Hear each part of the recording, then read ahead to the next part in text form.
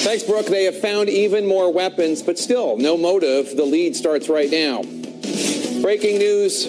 We are just now getting our first look at the Las Vegas killer's hotel room as investigators try to find out what possibly could have driven a high-rolling retiree to become a mass murderer. He's a man who apparently thought using a semi-automatic weapon would not kill enough people. And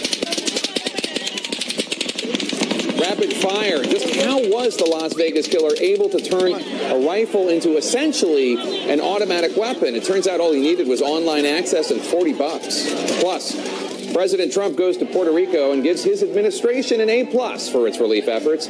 Is the president seeing the real story of the misery there?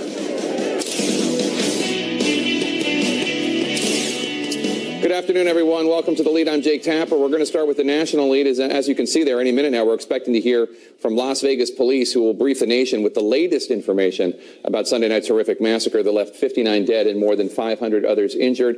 As soon as we get that press conference starting, we will bring it to you live. We are just now getting our first look, however, inside the assailant's hotel suite at Mandalay Bay. The front door sealed off with crime tape and what experts believe is a Bushmaster hunting rifle on the ground. It's one of 23 guns found in that room. This, as there remains so much we still do not know about this horrific tragedy. Primarily a motive. What made the shooter want to kill? How did he get 23 guns into his suite without anyone apparently noticing? And why? Why target the innocent people at this country music festival? Detectives are trying to piece together actions of the retired accountant, divorced twice with no criminal history. President Trump will visit Las Vegas tomorrow. Today, he's focused on another tragedy. He's on the ground in Puerto Rico surveying relief efforts after Hurricane Maria. We're going to go live to Puerto Rico later in the show. But first, let's go live to Las Vegas with CNN's Martin Savage. He is near the shooting scene. And Martin, these images that we're getting, they give us some insight into what happened Sunday night. Well, absolutely they do, and it depends on how you look at it, whether you're using the trained eye of a police professional or whether you're just using the average human eye. You look at it and say, this is the sniper's view, this is the sniper's position, and you see every bit of violence of those of law enforcement security members trying to break in. That's obviously the door that's shattered there and the hallway that has remnants of the violence, and then you see the weaponry, and you look at that image, even if it's just one rifle, and you realize the high-powered nature of what he was using, the number of shell casings that you can see that are laying on the ground there gives you insight as to the kind of weapon that was used and also how many rounds were fired. And then on top of that, you look at the weapons themselves, and it's pretty clear that some of them are highly powerful with the capability of wounding people in excess of several with just one bullet. So all of that paints a horrific image, but it also tells law enforcement a lot. This was clearly a man bent on mass murder. Jake. Another mystery, Martin, is this girlfriend of his. Is she still overseas? Mary Lou Danley is the longtime girlfriend. She's described. She was traveling overseas, according to the authorities here. They say that they did reach out and talk to her. Her whereabouts, some have said she was in the Philippines. She is Filipino.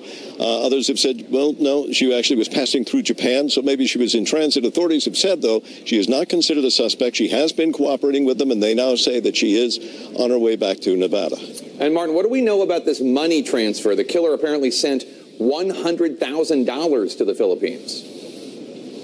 Right, and that's about as much as we know. $100,000 was sent. Of course, you wonder, well, why was that money sent? And more important, when was that money sent? We don't know an exact time frame here. We also don't know to whom that money was sent. In other words, was he sending it to his girlfriend overseas, or was he sending it to someone else? Was it to pay for something, or was it to be waiting at some point? We just don't know, but certainly it's significant. $100,000 sent overseas, and then you have this horrific act. Police are going to be investigating and working with the authorities in the Philippines to find out. All right, Martin Savage in Las Vegas for us. Thank you so much. Let's turn now to the victims. They were sons and daughters, mothers and fathers, husbands and wives, sisters and brothers, friends. We are learning the names and the stories of the 59 innocent people killed in Sunday's attack, as well as the survivors and some heroes who risked their own lives to save others. CNN's Stephanie Elam joins me now. And Stephanie, Nevada Senator Catherine Cortez Masto told CNN earlier today that many families in Vegas still have no idea of the whereabouts of their missing loved ones. And we've seen some of that play out here, Jake. People coming to the hospital hoping to find out. They are directing everyone to the convention center now, but people trying to help people who don't live here in Vegas find out what has happened to their loved ones. We're also learning more about some of the people that did lose their lives and some of the heroism that took place to help some of these people stay alive. We know that there was an off-duty police officer from San Francisco here, Vinny Echeber. He was here at the concert with his wife, Stacy. When the shooting started, he told her to run because he was helping some of the wounded people there. She lost her life in the attack. And then there's also Angela Gomez of Riverside, California. She was only 20 years old. She was a 2015 graduate from Riverside Poly class. She was a cheerleader there as well. And some people remembering her coach remembering her, saying that she had her whole life ahead of her. So these are just some of the stories of heroism and sadness mixed together here from what was happening there during that concert, Jake. And Stephanie, you're at the University Medical Center in Las Vegas, UMC. It's the only hospital with a level 1 trauma center in the entire state of Nevada. What do we know about some of the injuries the doctors are still treating there, obviously with more than 500 injured and wounded? Right. This hospital took in 104 people, and they have 12 patients that remain in critical condition. They did say that the vast majority, over 80%, were gunshot wounds, but there are also people who have graze wounds, or they were hit maybe with shrapnel. They're dealing with that. There's someone who was hit by a car. So there's a wide range of injuries that they've seen here, but they are saying that the key part was how they were able to respond. And just to give you an idea of how quickly they were able to respond at this particular hospital, Jake, many of them were actually here at the hospital. The doctors were notified and here at the hospital before the bullets stopped even flying there at the concert venue site. So that's how quickly they were here and able to respond, even triaging outside of the hospital a bit until they could get all the gurneys in, and they had doctors assigned to those patients, and they continued to work with these patients. But I can tell you 40 patients so far have been treated and released from this hospital. And Stephanie, I spoke with a survivor yesterday who said that in light of seeing the worst of America, this horrific shooter, this madman, he also saw the best of America, people coming together, people helping each other, people banding together, people selflessly throwing themselves in front of bullets and being heroes. What more do you know about stories like that? There's so much of it, and you hear people who are saying that they may have lost their hope for humanity after seeing something like this up close, and then just the very next day having it restored because of the response that they've seen from the lines around the blood banks, from the people who didn't even know, the man that would stand in front of a woman he didn't even know and shielded her with her body. One woman said she doesn't even know his name. She doesn't know if he's okay, if he lived or not. These are the kind of stories, and think about this. These are people who came out to have a good time at a concert, 22,000 people, third night of a concert, late at night, and in a split moment, they showed the character of who they were, and they stepped up to save people in that very moment. And so you see that from people who were at the venue to the people who were just like, hey, we have a car, we can drive you to the hospital. People arrived here at the hospital in two waves. Some people came by ambulance, and then the next wave is people who showed up by taxi or by private vehicle. They're saying that some of the people just felt the need to just get out and do something. I was standing out here while a guy came up from a sandwich shop, said a woman just came in and said, hey, I've ordered sandwiches, please deliver them to the nurses' stations here at UMC. People have been out delivering water, trying to help out as much as they can while people are standing in line for 8 hours to donate blood. You look at all of that. You look at all of that, and you see the humanity is very much vibrant and alive in the city in light of such a heinous, heinous tragedy. All right, Stephanie Elam in Las Vegas for us. Thank you so much. He was near the stage when the shooter started firing at the unsuspecting concert crowd. Instead of running, he helped other people get to safety. I'm going to talk to that hero next. But first, as we go to break, we remember some of the people who lost their lives in the Las Vegas massacre.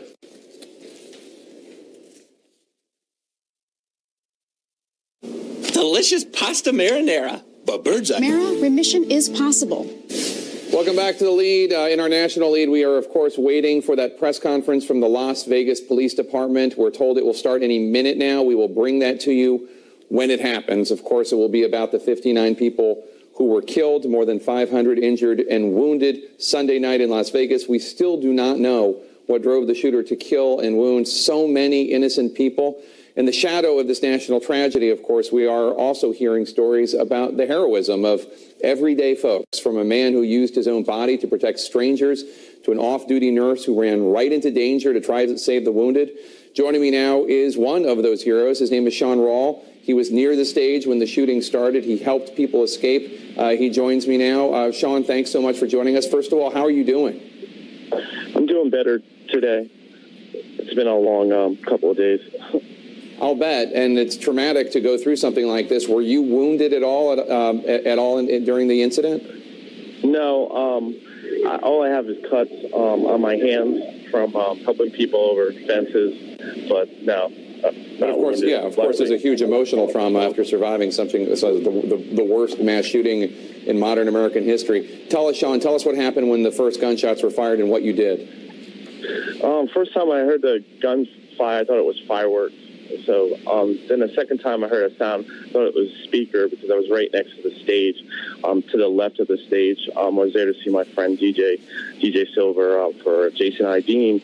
And I knew something was wrong when I saw two Metro police officers, their horror on their faces, and they draw their guns. And at that time, I knew what I was. There had to be a shooter.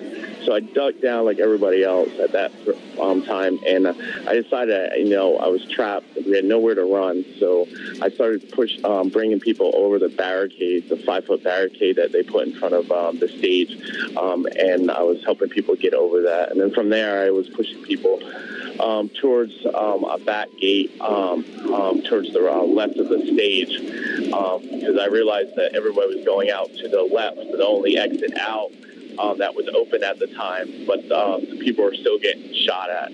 So I was trying to get the group away from there, and I decided to get them in that back left-hand corner, and I had the shield of the stage at the particular time, and I was bringing people over the 7-8 foot chain link fence to escape. And after that, I was trying to get them to an area, in a commercial area, away from the main crowd, because I felt like we were a target with the main crowd. Sean, how old are you?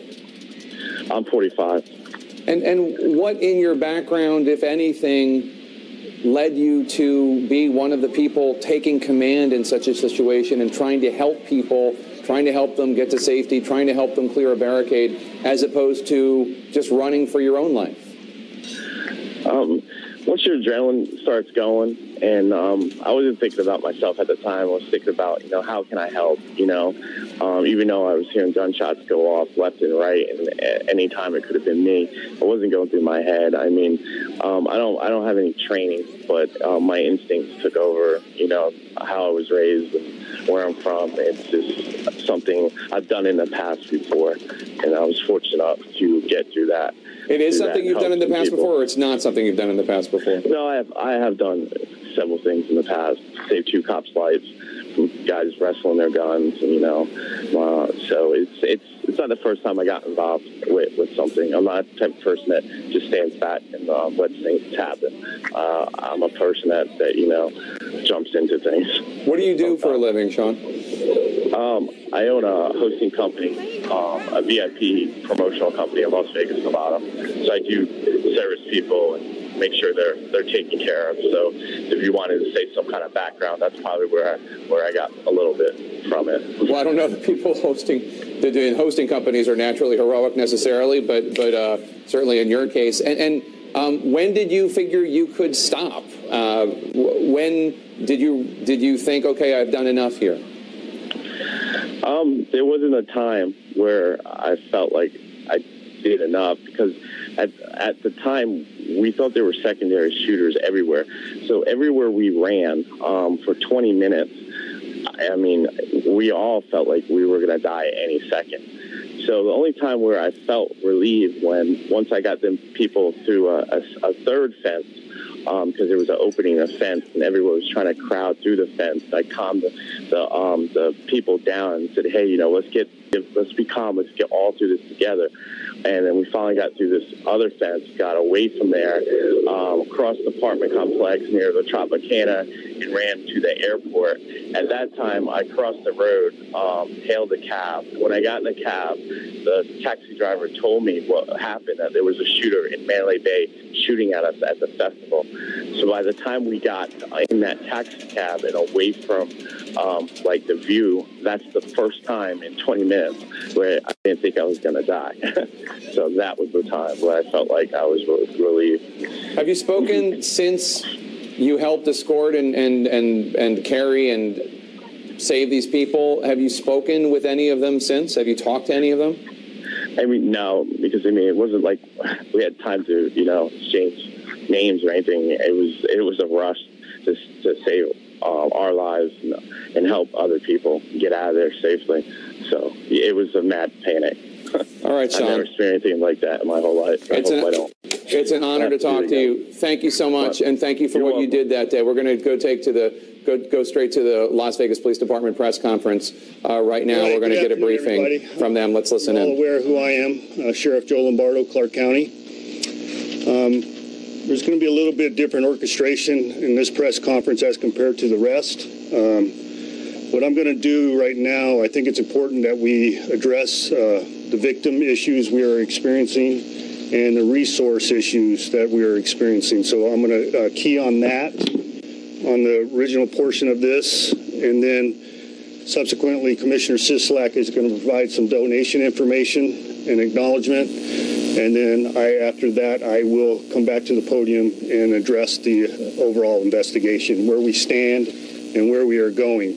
Now, reference the investigation piece, I don't want to repeat of what I experienced yesterday. It's an ongoing investigation, so I'll be limited in the details that I provide you, but hopefully we can get through this with some modicum of decorum. So please don't rush me all at once. When we get to the question phase, I will identify you if you would just raise your hand. Sound fair? All right, we'll get through this. Okay, so as matter as formality, our department has worked through the night to identify all the victims of Sunday evening's mass shooting at the Route 91 Harvest Festival. We have identified all but 3 victims. We still have an active scene at the grounds near Mandalay Bay, so we ask anyone to stay away from that area until further notice. The FBI is working diligently to clear that scene. So the question is, the FBI versus us. We have partnered with the FBI, as I said from the very beginning of this, in the investigative phase.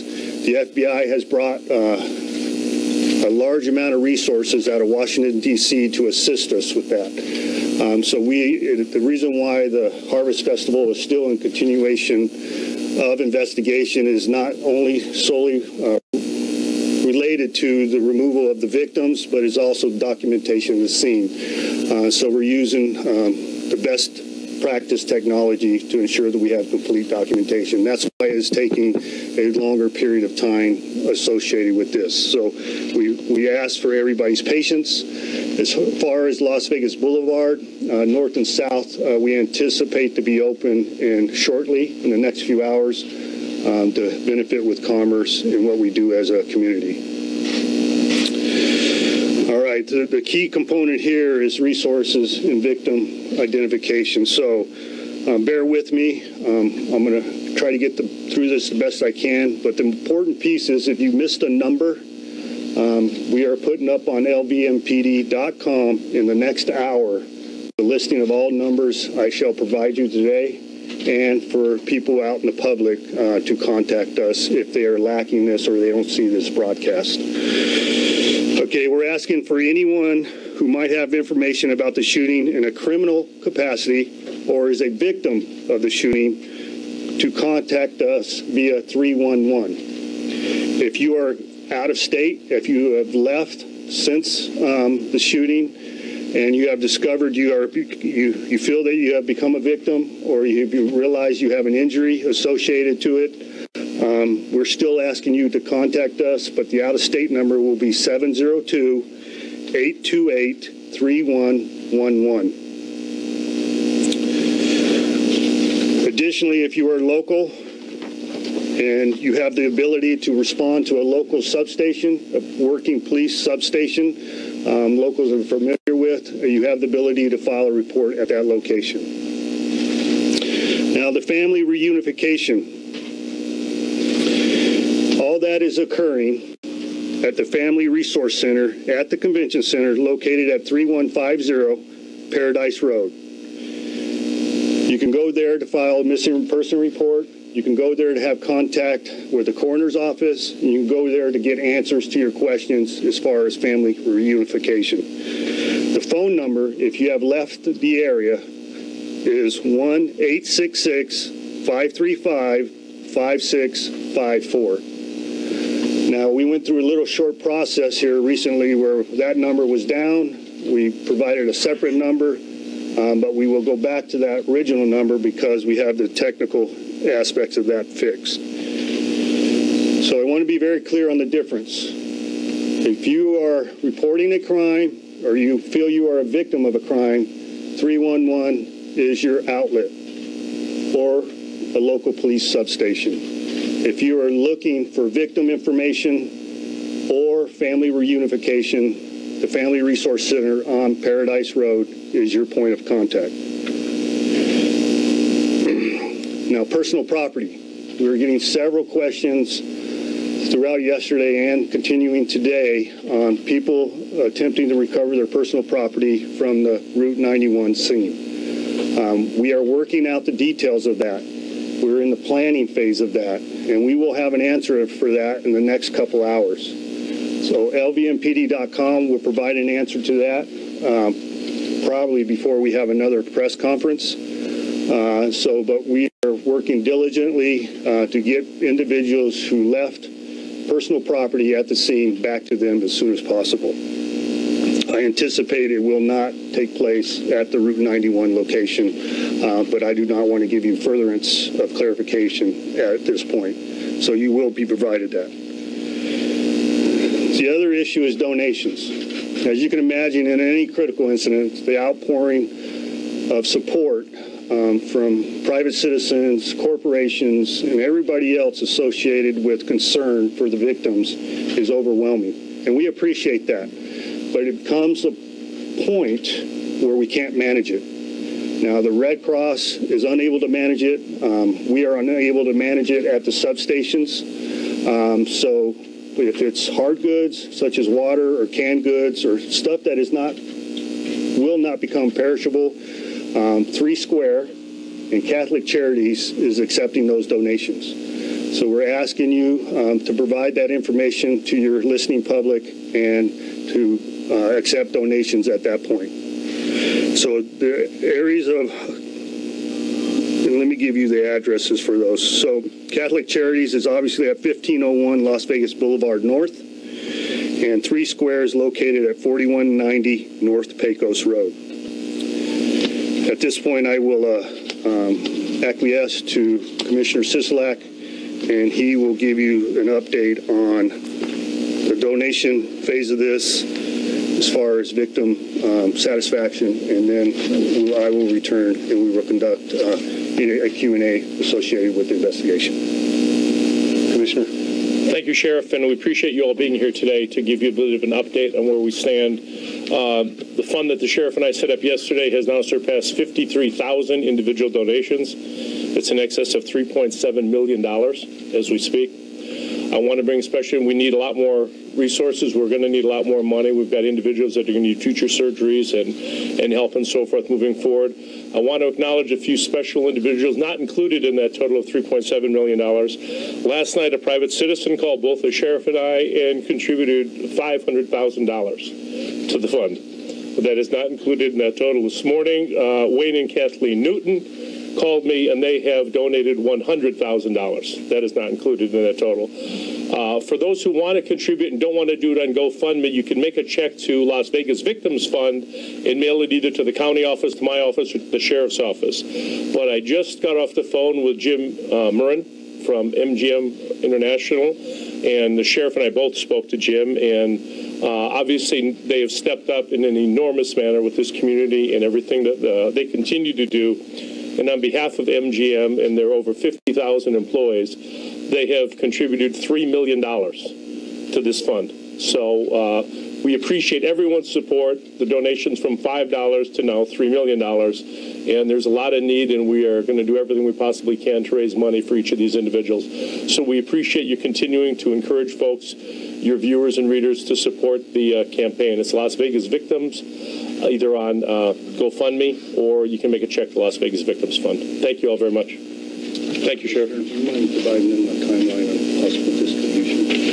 We're working through the idea of possible distribution. It comes with, we've already got some inquiries. I think it's going to be a few days before we can coordinate how we're going to distribute money. Right now, we're not looking at the minor property losses that some people have called on regarding, backpacks and shoes and phones. We're looking at more major expenses as it relates to, surgeries, medical expenses, funeral expenses, transportation, so forth. But we should have more details with you. We're working through the county office and the sheriff's office to develop something in the immediate future in terms of where people can go, who they can call to start distributing the money that the people are most desperate. So thank you all very much. Okay, just a quick synopsis or current status of the investigation. I won't reiterate what we discussed yesterday in previous press conferences, but we have completed the investigation at the Reno property, and I'm sure the question will be presented, what was recovered there. So it was numerous electronic items, additionally 5 handguns and 2 shotguns, and a plethora of ammunition. So we have served search warrants at 3 separate locations. That would be the room at the Mandalay Bay, the Mesquite location, and the Reno location. Additionally, we served a search warrant on the suspect's vehicle located at the Mandalay Bay. So I'm happy to answer any questions. Sure. Yes, sir. Can you be specific about the modifications to the weapons that make them automatic? Is there different versions of what that can be? What were we talking about here? The question was, what are the modifications associated with the weaponry? ATF is participating in that evaluation. I can't give you an answer on whether any of them are automatic or not, but we are aware of a device called a bump stock, and that enables an individual to speed up the discharge of ammunition. I don't want to give you any more details than that, but in partner with the FBI, the ATF, they are sending those weapons back east to the FBI crime lab for further evaluation. Sure. You say you found that there, the bump stock? Yes. Okay. Yes, absolutely. Has the girlfriend, yes, sir. Marilyn Danley, has she given authorities information about his motive, about his movement? So can you tell us what that information is? No, we don't have that information yet, but I will assure you that the investigation with her is ongoing, and we anticipate some information here from her shortly. Yes, ma'am. We have some information in regards to $100,000. No, ma'am, I do not. Now, here you go. Just let me back up a little bit. There's a lot of information I do know, okay? But it's an ongoing investigation, and when I say I do not know, I may know. But as you can imagine, in a criminal investigation, we want to ensure the continued safety of our community and that all those questions are answered. And I assure you, this investigation is not ended with the demise of Mr. Paddock. Sure. Yes. Could you give us an update, if there is an update, on the victims and the injuries? And also, is there anything new? The key question we've all been wondering about, are you making any progress, whether you're able to give specifics or not, are you making any progress on determining a motive? No, I'll answer your last question first. No. We are making progress, but I don't have complete answers yet. So I anticipate a substantial amount of information to come in the next 48 hours. Hold on, let me finish the rest of it. As far as the injuries, it goes across the board. The coroner commented on that yesterday. We have trampled injuries. We have people trying to escape, injuries of their own device. We have gunshot wounds. So if you're looking at total type of injuries associated with all their injuries and the people that died, It goes across the board. I can't give you a percentage associated with gunshot versus other types of injuries. Are the numbers, though, the general numbers, 59, 525, have those changed or are they the same? We believe the injury number has decreased slightly. And when I say slightly, maybe 20, because we had a double count error occurring at one of the hospitals. But we're looking close and still in close proximity of the number I provided you. So, can you post her whereabouts and spoken to her directly already? I can't tell you her current whereabouts right now. All I know is the Philippines, and we are in conversation. Is she a suspect? Currently, she's a person of interest. Sheriff? The girlfriend. Yes. Sheriff? Yes, ma'am. The Daily Mail has released photos that show the hotel room after the SWAT team entered, and it shows guns and ammunition inside. Many outlets are re-disseminating. Can you verify the legitimacy of these photos, and should any other outlets disseminate them? I can't verify whether they're legitimate or not. What I can tell you is I'm very troubled by it. We have an internal investigation occurring as we speak on how those photographs were obtained by the public. Sheriff, can you talk then to what was found inside that hotel room that the gunman used? Specifically, CBS News is reporting that there was a camera inside that room.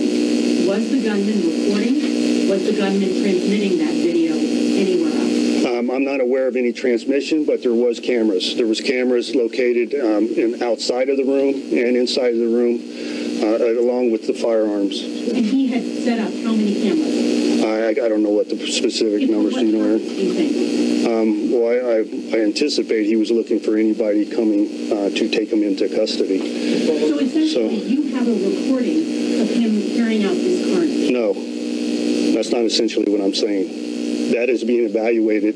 The FBI took all digital and electronic evidence into custody, and we are evaluating. Yes, sir. Do we know if this man was targeting this particular event, or did he have in mind perhaps another music event that was going to be coming up in the Las Vegas area as a possible target? Have you developed any evidence? No, we haven't developed that yet. So I will provide you that information at a later date. To follow on that, there's a report that he may have intended to target the Light of Beautiful concert. We're unable to confirm that. The week before. We're unable to confirm that. Sheriff, I have a question about the 72 minutes that transpired. We're just trying to get clarity as to, why did it take 17 minutes for the SWAT team to shoot the hotel room? But when the shots were reported to the time when they entered the hotel room and then they were can you give us a little more specifics about What's the clarity? What's the clarity you're seeking? Specifics as to how it went down, what time the shots rang out, what time you guys got the call? We received a call at 10:08 p.m.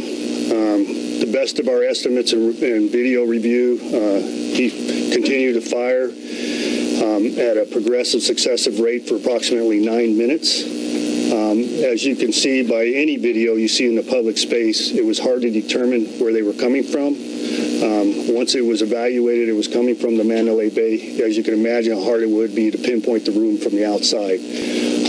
Officers subsequently teamed up, and moved over to the Mandalay Bay in order to locate and engage. But that was in conjunction with the Mandalay Bay security. Now, this is an opportunity for me to tell you something. The Mandalay Bay security was fantastic. I don't want anybody assuming that they are unsafe by staying at one of our hotels. We would not have engaged this individual in the time lapse that we did without their assistance. We received information via their dispatch center or their operations center, their call center, from individuals staying within the Mandalay Bay that helped us locate where this individual was sequestered. Hold on, I want to finish her question. All right. And so subsequently, that takes time. As you can imagine, moving from the location of the event, deciding whether you're going to help victims evacuate or you're going to decide whether you're going to take charge and put an element together and go engage this individual. So we have a lot of bifurcation of responsibilities associated, especially in a dynamic event. I want to say kudos to those officers that got together and said, this is what we trained for, active shooter, we're putting an element together, let's go engage this individual and locate them. Okay? And that's what we did. And when the security officer was engaged by the suspect, we backed off for immediate apprehension, and SWAT team formed and made entry. What time was the security officer engaged? I don't have that time for you. Sheriff, how concerned are you about your officers facing weapons like these? Absolutely concerned. The world has changed, and you know, who would have ever imagined this situation? I couldn't imagine it. And for this individual to take it upon himself to create this chaos and harm is unspeakable. And you know, we have to try to spitball or what if these situations at all points when we train and ensure that we have proper response, and I think we did a fantastic job. So, Sheriff, Mandalay Bay Security identified the room before SWAT arrived? No. Well, yeah, before SWAT arrived, but not before my officers arrived. They were married or hand-to-hand with my officers when we made entry over to the hotel. And it was a matter, if you recall yesterday, I said between floor 29 and 32. And during that process of evaluating the floors, we received additional information where he was located, and they immediately responded. Sheriff, what time did SWAT breach this? I don't have that number for you. And there's only one room. Did he continue to shoot from 108 until the SWAT team came in, or why did he stop shooting? That's for us to evaluate in the investigation. Sure. Were the bodies scattered throughout the venue, or were they in one particular? No, they were throughout the venue. They even had some victims that met their demise outside of the venue. And then we had individuals who had been shot, and they continued to run away, and then they passed away several blocks from the venue. Sure. And we also had very heroic acts of people attending the event. We have numerous videos depicting people attending, normal citizens providing medical aid and providing transportation for victims to get to the hospital. Sure. Yes, sir. Going back to the point of the colleague set on the camera that was set up in the room, sounds, at least I'm sorry if I'm interpreting this wrongly, it sounds like he had set those cameras up to give himself warning of the approach of police officers. You know, in your mind, if that indeed was the case, and I know you don't want to get in the mind of a madman, as you put it, how would you judge this man's preparation and determination to do this based on the time? I don't even need that bit of information to make a judgment. This individual was premeditated, obviously premeditated.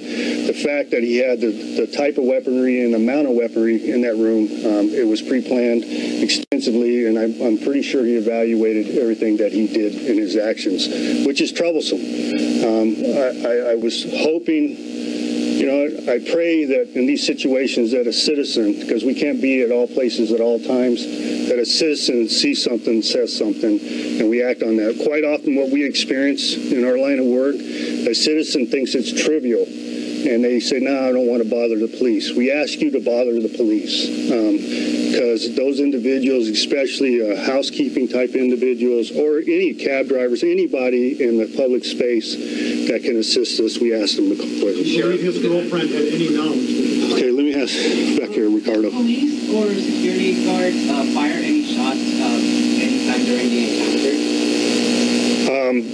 While he was discharging his weapons, we are not aware of that.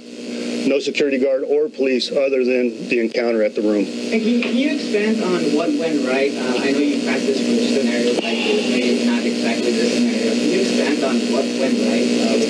You know what? I'm glad you asked that, Ricardo, because obviously people have the assumption things went wrong in this type of carnage. But what went right is we saved hundreds of lives. In an event, and this guy having the ability with those weaponry, the carnage that could occur outside of what did occur, a lot more was prevented because of our police action in short time and private security action in short time to save some lives. Sure. Could I ask you, with all of this in the room, the cameras now, the guns, everything else, yesterday you had said that there had been hotel staff inside that room during the stay. Is that still believed? Did he turn away housekeeping? Did housekeeping go in there during this time? The only thing I know at this point is room service was provided. Sheriff, could I ask you, on the motive, and I'm sorry, I just wanted to clarify, do you believe you are going to find the motive for this crime? I absolutely believe that. Yes, I do. And why is FBI not trying to bring her back immediately? How do you know that's not occurring? I guess that's what I'm asking. Is that what's happening? That is occurring. Sheriff, yes, ma'am. You all have been investigating this nonstop for the last couple of days. How are you and your investigators? I'm so glad you asked that. No, I am. I'm not being sarcastic. We're doing good. I'm actually very proud of our people. I mean, this guy here is the local SAC, Aaron Rouse, in charge of the FBI. You know, it's important. Greg Castle talked about this yesterday, the chief of the Clark County Fire Department. I'm telling you right now, this jurisdiction has the best partnerships, I believe, in the United States as far as public safety. We would not be able to accomplish what we did, as you described, in the last 48 hours without that partnership. The FBI stepped into the plate to help us with evidence documentation and prosecution. The fire department, he didn't do a good job describing it yesterday, Greg. The fire department in our jurisdiction marries with a police officer during a critical incident. I beg you to find such a robust type operation in the rest of the United States. Quite often what you observe in the public space is the fire department will wait until it's secured by public safety before aid is rendered. Our primary mission is aid and the safety of... We're back. You're watching CNN. I'm Brooke Baldwin. 59 people were brutally murdered in Las Vegas, and hundreds of others have been injured. One of the victims, 28-year-old Christopher Roybal, a Navy veteran who served in Afghanistan and continued to struggle with his war experiences after coming home. In his final public Facebook post back in July, he actually wrote about his experiences of being shot at during war. So in one post, let me just read you what he wrote. What's it like being shot at? A question people ask because it's something that less than 1% of our American population will ever experience, especially one on a daily basis. My response has always been the same, not one filled with a sense of pride or ego, but an answer filled with truth and genuine fear, anger. It was never fear, to be honest, mass confusion, sensory overload. What's it like to be shot at? It's a nightmare. No amount of drugs, no amount of therapy, and no amount of drunk talks with your war veteran buddies will ever be able to escape. Roybal went to Las Vegas with his mother to celebrate his upcoming 29th birthday, and they got separated somehow during the concert as the shots were coming down. His mother managed to escape unharmed. With me now is Ryan Cheverini. He is the former brother-in-law of Christopher's. And so, Ryan, I am so sorry for your loss, and I'm so grateful for Christopher's service to this country.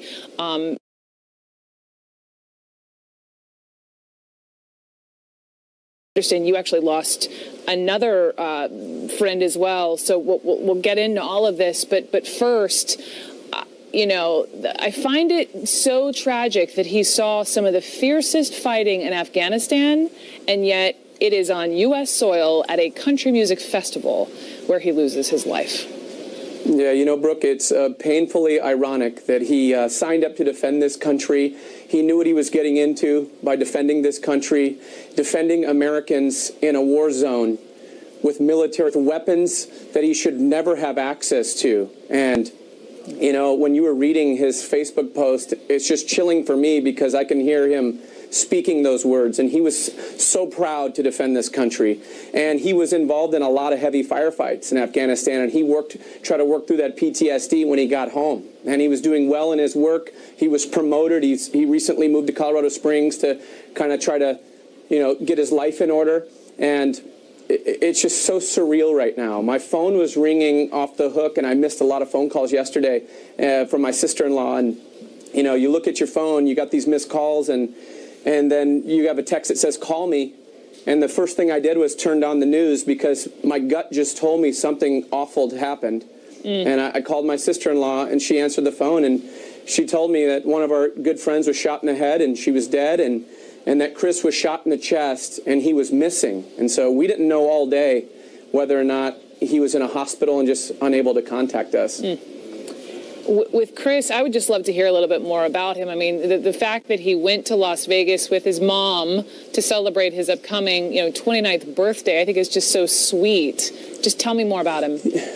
Yeah, they had a really special relationship, and Chris married my sister, and we had a really great wedding in Cancun, and it was a huge party. He was a fun guy. The last time I saw him, he had a baseball hat on, and I said, I really like that hat. And the first thing he did was he took it off and he gave it to me. And I said, no, I don't want to keep your hat. And he goes, just keep it. I have more of them. And that's kind of the guy he was. He loved reciting movie quotes and comedies, and he loved being a part of the family. He would usually call me brother, and he would say it like in a high-pitched voice to be funny with it. And he always wanted a hug. And he would recite that famous quote that says, brothers don't shake hands, brothers got a hug. It's an old Chris Farley thing. And so he had a really good way about him. It's my understanding, just reading a little bit further about Chris's story in Las Vegas, that a firefighter actually saw him down. He was hit, and the firefighter tried to stop, tried to revive him, but the bullets just kept coming down, and he couldn't. And apparently, according to his mom, that this firefighter actually says he saw Christopher take his last breath. So it's Chris, and then just can you tell me about what happened to your other friend? Well, I wanted just to touch on that. I talked to my sister about what happened. I know that Chris and his mother were separated through all the chaos when you have 20,000 people running for safety. And Chris actually, from what I was told, got shot in the chest, realized he was shot, and actually showed his friend that he had been shot in the chest. He was, obviously, not in his right state of mind. They laid him on the ground. They were tending to him, and the first responders were yelling for everyone to get to safety and to leave the wounded, and that they would tend to them. And a firefighter did tend to him, and we were hoping that maybe he was in a hospital and just couldn't contact us. And we got the word late that, my sister and some friends drove to Las Vegas, and then once they got to the convention center, that's when he was on the death list. My other friend, a longtime friend, was there with some other people. Her name is Hannah Allers, and loving mother of 3, 14, 11, and her youngest daughter is 3 years old. And I don't know how you explain this to any of her kids, but especially not a 3-year-old. And she always had a smile and a hug for anyone who walked in the room. She couldn't hurt a fly. She was one of the kindest people I've ever met. And I was told that she was shot in the head, and I don't think that she had much of a chance. And it's unfathomable to think that this is real. I mean, I kept waking up last night thinking maybe this was just an awful dream. And here we are again. It just keeps happening. And I work in the television business as well. And usually I'm one of the transmitters of this kind of thing. And it's just a very surreal feeling to now be a part of this and be affected directly, and just wonder when is this going to stop? We keep seeing it happen in schools. I was a football player in college at the University of Colorado when Columbine happened, and I remember our team all wore the Columbine flower on our uniform. That was 18 years ago, and what has changed in 18 years? I just want us all to find some common ground and common sense on how to stop this, because it's not about politics. It's not about the Second Amendment. A mass shooting has nothing to do with protecting your family or the right to bear arms. I'm not a gun owner, but I'm not against people owning guns. I'm against people owning military weapons that should only be in the hands of our U.S. military. And it's just chilling to me when you think about the irony of Chris, and that he fought for this country, to defend this country, and he's killed by an American with military weapons. Nobody signs up for that. Amen, Ryan. Amen. Ryan Ciavarini, I am so sorry. You make excellent points. Thank you. Thank you. Just a quick reminder to all of you watching, the police in Las Vegas will be holding a news conference on the investigation any moment, so stay with us. We'll be right back.